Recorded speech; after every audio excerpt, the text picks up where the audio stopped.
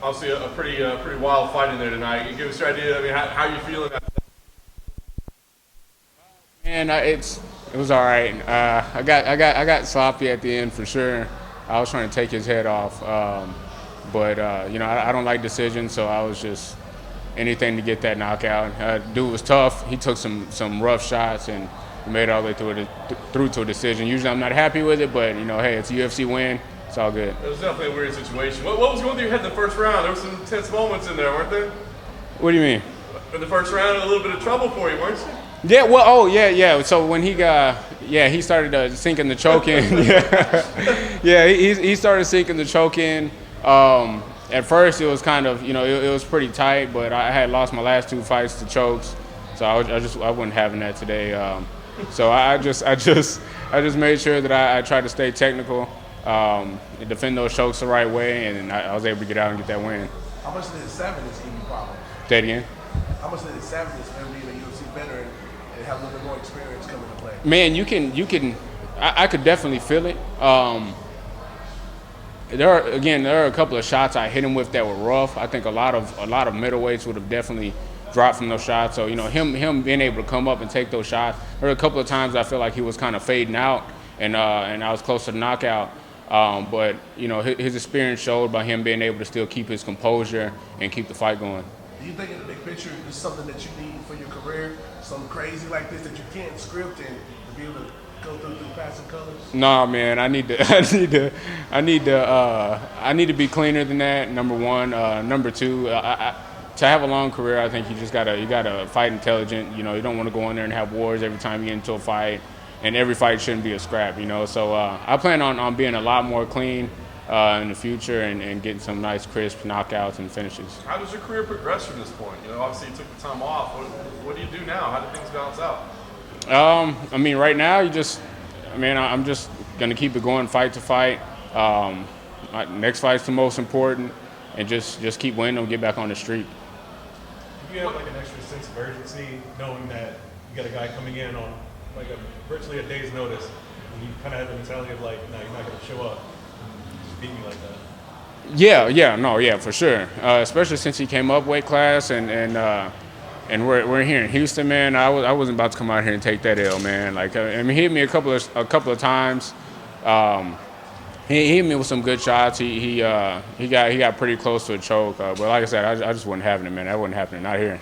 I heard you play back to the crowd a little bit too. Yeah. I heard him yelling out the woos, so I had to give him one. Have you seen him in the hotel before this fight was on? He was cornered someone. Yeah. And again, that's why I give him props, because that's like I told some other people, man. He's to not have an expectation to fight. That takes a lot of mental preparation. To get in there and do this. That guy had no idea he was gonna fight, and he heard that a fight dropped and dude raised his hand. Man, a lot of people talk about it. What's that? Was he the one that volunteered? Yeah, he raised his hand. As far as I knew, I wasn't gonna fight. Because my other opponent had some issues, some medical issues. So he stepped up. Raised his hand. Then they called me and they're like, hey, there's this guy Krause out here saying that he'll take the fight. And he was on weight. He was at like 182, coming up from 170. And he took the fight like a G, and he came in and we got it done. So you probably extra pressure did you feel if you're coming in on short notice with you being the one-time favorite? I wouldn't say that it wasn't a lot of pressure, but just having somebody again last minute and having a lighter guy come in the fight, you don't want to lose that fight, So it's definitely different. It put me in a different space mentally. My first opponent was supposed to be a really big guy, and then I ended up fighting a smaller guy, So it was definitely something I needed to adjust to.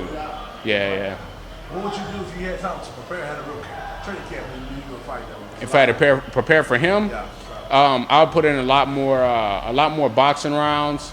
Again, I feel like I got pretty sloppy because I was trying to finish him. I could have been a lot tighter with my hooks and my straight shots. And I think if I'd have put in more boxing rounds, I'd have got him out of there. But I would have definitely done that more. After your opponent had the medical emergency, the talk was about how great it was that we now have a fight. Somebody stepped in, but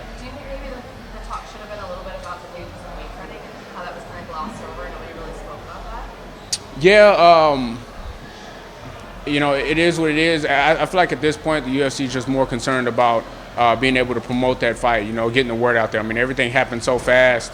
I think that was the main focus, just to say, hey, your hometown guy is still fighting. This guy stepped up, and it was big. It got out pretty fast. As soon as I got on social media, I saw everybody talking about it and stuff. So I think that was the main goal, is just to promote this fight and keep it all moving. And again, that was my opponent's responsibility to be able to make weight. So whatever he did, obviously he came in too heavy and had some issues. So he should have been a little bit more disciplined, and we could have made it happen. Trevin, last time we spoke, you said you never wanted to be one of those fighters that felt they had nothing else to fall back on but fighting. You said you have a beautiful wife, a beautiful son, you have a career as a police officer, and if you did lose, it wasn't the end for you. Mm-hmm. Does the win give you hope that you can balance all those things and have a fight career and a career as a police officer as well? I've always had, I never lost hope of being able to do both. That was always my thing. Before the UFC, my thing was that was my goal, to be able to be a police officer for the Houston Police Department, and also to be able to fight in the UFC. So I wouldn't say that it gives me more hope. I still have the same amount of hope, and it was expected for me. Knowing that, you used to actually coach one of your fighters, or one of the people that you actually fought in the past, Cummings, did you feel like that prepared you for him at all? Did you see anything similar because he actually coached the fighter that you fought in the past? No, man, he's a totally different guy. He has a different style.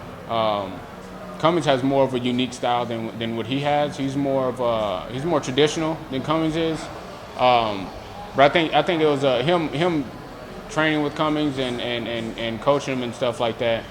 I think that's what made him more comfortable with taking the fight, because me and Cummings fought, and he was a little familiar with me. So I think that helped him making his decision to fight me. Thank you, sir.